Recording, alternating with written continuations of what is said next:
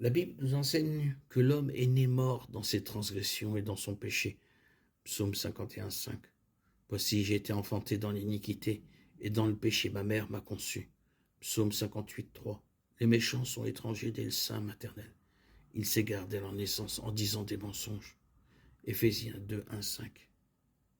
Et vous étiez morts par vos offenses et par vos péchés dans lesquels vous marchiez autrefois, suivant le train de ce monde, selon le prince de la puissance de l'air, de l'esprit qui agit maintenant dans les fils de la rébellion.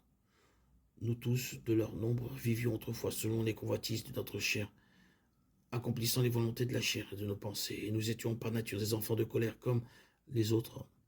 Mais Dieu, qui est riche en miséricorde à cause du grand amour dont il nous a aimés, alors que nous étions morts par nos offenses, nous a rendu la vie avec Christ. C'est par grâce que vous êtes sauvés.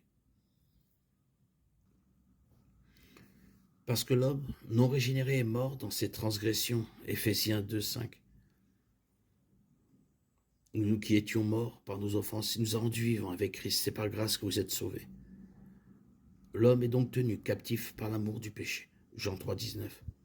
Voici, j'ai été enfanté dans l'iniquité, dans le péché, ma mère m'a conçu.